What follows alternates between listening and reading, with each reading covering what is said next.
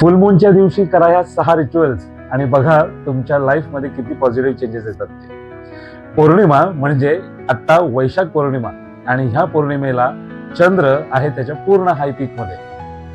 चंद्र जसा मनाचा कारक आहे त्याच पद्धतीने आपल्या शरीरातील शारीरिक आणि मानसिक आरोग्य संतुलित ठेवण्याचं काम ह्या चंद्राचं असतं. काय करायचं या दिवशी?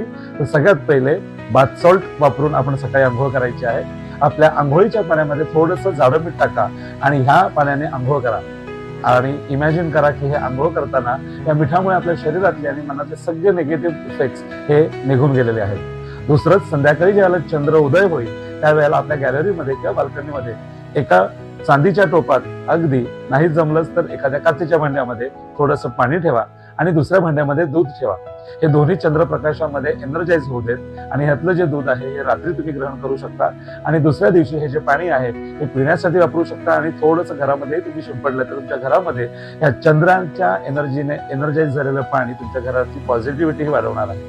त्याचबरोबर रात्रीच्या वेळेला मून वॉक तुमच्या बिल्डिंगच्या आवारामध्ये, तुमच्या टेरेसवरती, बाल्कनीमध्ये किंवा गार्डन उपलब्ध असतं गार्डनमध्ये अनवाणी त्या चंद्रप्रकाशामध्ये थोडंसं तुम्ही चालायचं आहे. या चालण्यामुळे या चंद्रप्रकाशाची एनर्जी ही तुम्ही रात्री चालताना तुमच्या अंगावरती तुम्हाला एनर्जी प्रदान करत असते. त्याचबरोबर मून गेझिंग शक्य झालंच तर एखाद्या गार्डनच्या ठिकाणी आडवं पडून तुम्हाला जर का तो चंद्रप्रकाश डोळ्याने निहाळता आला तर आवर्जून करा. गावच्या लोकांना हे करणं सहज शक्य होईल. ज्या वेळेला तुम्ही ह्या चंद्रप्रकाशाकडे बघता, हा चंद्र तुमच्या शरीरातली उष्णता कमी करून तुम्हाला शीतलता प्रदान करतो आणि यामधून आपल्या शरीरामध्ये आत्ताच्या या उन्हाळ्यामध्ये होणारी जी लाई आहे त्याच्यासाठी चांगलाच तुम्हाला आराम मिळणार आहे. त्याचबरोबर आपण रोज रात्री या दिवसापासून सुरू करावं.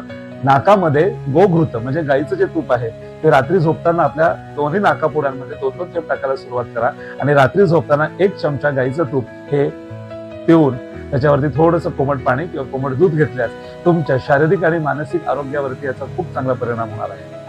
अशाच पद्धतीने या आयुर्वेदीय आणि होलिस्टिक अप्रोचने तुमचं आरोग्य हे निरोगी ठेवायचं असेल तर आजच आमच्या पेजला फॉलो करा, ही रील सेव्ह करा, शेअर करा आपल्या मित्रजनांना. भेटूयाच तोपर्यंत पुढच्या रीलमध्ये. धन्यवाद.